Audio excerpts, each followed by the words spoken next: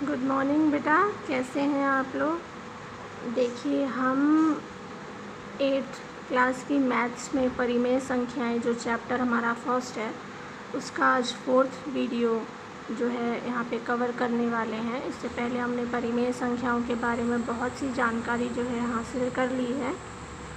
अब हम आज परिमेय संख्याओं के गुणधर्मों के बारे में पढ़ेंगे कि परिमेय संख्याएं जो होती हैं उनके क्या क्या गुणधर्म होते हैं। देखिए हम आज सबसे पहला गुणधर्म जो पढ़ेंगे वो है समवृत्त गुणधर्म। ठीक है, समवृत्त गुणधर्म में हमें पढ़ना क्या है, इसके अंदर पढ़ना है हमें कि परिमेय संख्याएं जो हमारे 4 मैथमेटिकल ऑपरेशंस होते हैं, गणितीय संक्रियाएं होती हैं, योग, व्यवकलन, गुणा और भाग, इन चारों में परिमेय संख्याएं समवृत्त हैं या नहीं, इसकी हम आज जानकारी लेंगे। देखिए सबसे पहले हम योग की बात करते हैं।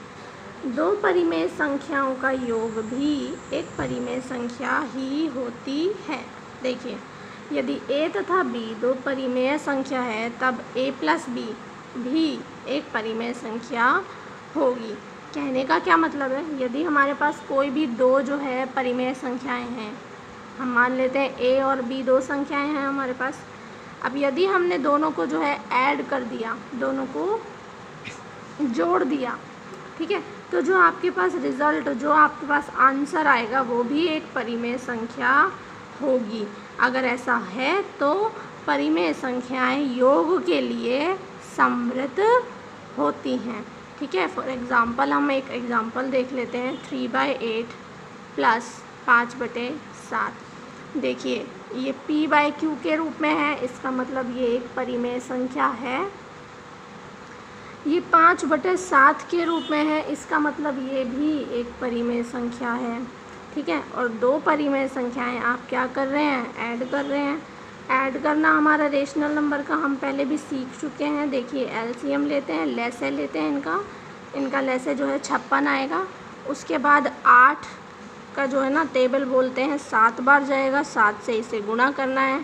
फिर हम 7 का बोलते हैं, वो 8 बार जाएगा, तो 8 से न्यूमरेटर यानी अंश को गुणा करते हैं। उसके बाद देखिए 7 × 21, 5 × 40 और इन दोनों को आपने जोड़ दिया तो आपका आंसर 61/56 आ गया।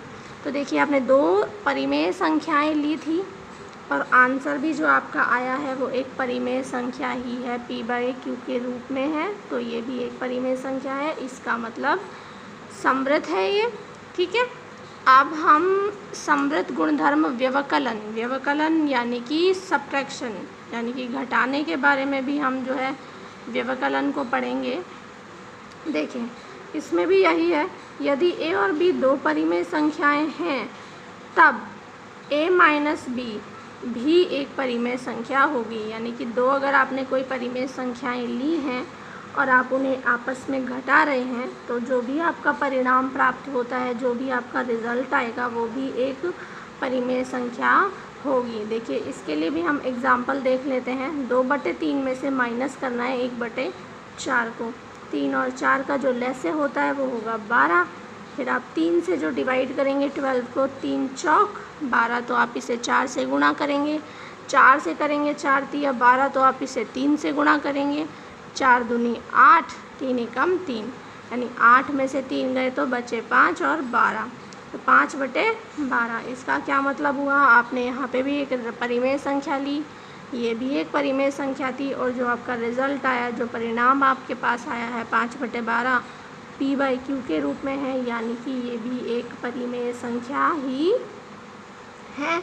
इसका मतलब व्यवकलन यानी घटाने के लिए भी जो परिमेय संख्याएं होती हैं वो समवृत्त होंगी। इसलिए हम क्या कह सकते हैं कि जो परिमेय संख्याएं होती हैं वो योग और व्यवकलन, एडिशन एंड सब्ट्रैक्शन, ठीक है, प्लस एंड माइनस, तो योग और व्यवकलन के अंतर्गत समवृत्त हैं। यानी परिमेय संख्याएं योग संक्रिया और व्यवकलन संक्रिया के लिए समवृत्त होती है, यानी समवृत्तता का गुणधर्म का पालन करती है। ठीक है, इसके आगे देखते हैं। देखिए अब हम देखते हैं गुणन संक्रिया को। ठीक है, देखते हैं किन्हीं 2 परिमेय संख्याओं a तथा b के लिए a × b भी एक परिमेय संख्या होगी। कहने का क्या मतलब है, वही आप समवृत्ता के लिए सब में एक ही जैसी बात आएगी कि अगर आपने दो परिमेय संख्या ली हैं तो उनका जो आप गुणा करने वाले हैं, देखिए योग में हमने योग किया, व्यवकलन में व्यवकलन, और अब गुणा है तो गुणा। तो ए और बी अगर परिमेय हैं और आप उनका गुणा कर रहे हैं और गुणा करने के बाद भी एक परिमेय संख्या ही जो है आंसर में आती है, तो यानी कि वो गुणन के लिए समवृत्त होगी। तो हम क्या कह सकते हैं कि परिमेय संख्याएं जो होती हैं वो गुणन के अंतर्गत भी समवृत्त होती हैं। देखिए एग्जाम्पल्स के थ्रू देख लेते हैं इसको। -2/3 4/5 बीच में गुणा है। देखिए ये भी एक परिमेय संख्या है p/q के रूप में, और ये भी एक परिमेय संख्या है p/q के रूप में। आप गुणा कर दीजिए, 4 दूनी 8 और 3 पंजे 15, -8/15 आंसर आ गया। ये भी p/q के रूप में है, यानी कि ये भी एक परिमेय संख्या ही है। तो ये संख्या भी एक परिमेय संख्या हमारे लिए हो गई है।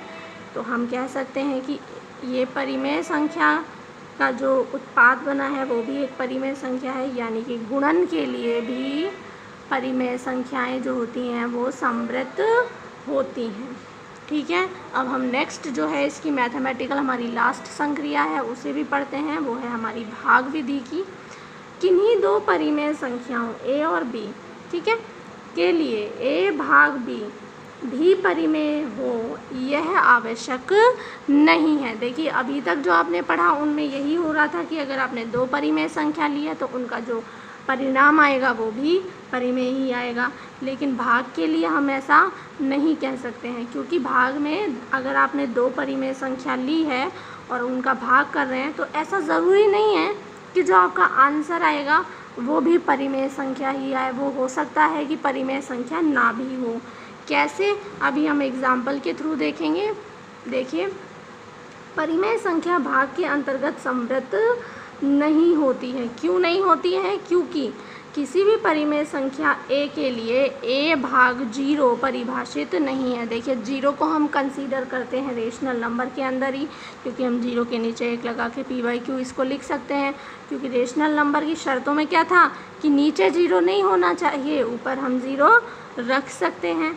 लेकिन जब हम कोई एक रेशनल नंबर हमने a ले लिया और एक 0 ले लिया, अब इनको भाग करेंगे तो एक रेशनल नंबर आए, ऐसी यानी एक परिमेय संख्या आए, ऐसा ज़रूरी नहीं है। ये कैसे, हम एग्जाम्पल से देख लेते हैं। देखिए जब हम सिंपल भाग करते हैं, ये परिमेय संख्या आपने भाग किया, भाग के लिए भाग का चिन्ह गुणा में बदल के पीछे वाली संख्या आपने पलट दी और गुणा कर दी, यानी कि ये भी एक परिमेय संख्या थी, ये भी परिमेय संख्या, आंसर आया वो भी एक परिमेय संख्या हो गया। ठीक है, कोई बात नहीं। यहाँ पे नीचे देखते हैं, हम 0 में भाग दे रहे हैं। ठीक है, 0 में जब हम भाग देंगे तो गुणा का चिन्ह होगा और ये उल्टा हो जाएगा। तो 0 से कोई चीज़ गुणा होती है तो वो 0 हो जाती है। तो 0 हमारे पास परिमेय संख्या ही होती है, तो यानी कि ये भी परिमेय संख्या थी, ये भी परिमेय संख्या थी, और रिज़ल्ट भी एक परिमेय संख्या आया। तो यहाँ भी कोई दिक्कत नहीं है। मैंने कहा ज़रूरी नहीं है हर बार ऐसा हो। क्यों कहा था? तीसरे वाले एग्जाम्पल के लिए। देखिए कैसे कि देखिए 8 एक परिमेय संख्या है, 0 भी एक परिमेय संख्या है। जब हम किसी भी संख्या में 0 का भाग देंगे, देखिए 0 में जब भाग जा रहा था कोई दिक्कत नहीं थी, परंतु जब 0 का भाग आप देंगे तो गुणा में परिवर्तित होगा और 0 नीचे जाएगा। अब 0 से आपको 8 का भाग लगाना पड़ेगा, और 0 को हम किसी से भी गुणा करते हैं तो हमेशा 0 आता है, पर यदि 0 का भाग आप किसी में भी लगाएंगे तो हमेशा अनंत आता है, यानी कि इन्फिनिटी आती है। और अनंत जो होता है कभी भी एक परिमेय संख्या नहीं होता। ये कैसी संख्या होती है? अपरिमेय संख्या होती है। ठीक है, इसीलिए हम कहते हैं कि भागफल के लिए या फिर भाग संक्रिया के लिए परिमेय संख्याएं जो है वो समवृत्त नहीं होती हैं। देखिए आज हमने समवृत्त गुणधर्म पढ़ा, समवृत्ता का गुणधर्म पढ़ा, और उसमें पढ़ा कि योग, व्यवकलन और गुणन संक्रियाओं के लिए परिमेय संख्याएं समवृत्त होती हैं, परंतु भाग के लिए वो समवृत्त नहीं होती है। अगले गुणधर्म हम अगली क्लास में पढ़ेंगे। तब तक के लिए आप CW में ये सारा नोट कीजिए और बाकी अपने बुक के एग्जाम्पल्स करते रहिए। सेफ़ रहिए, घर में रहिए। थैंक यू बेटा।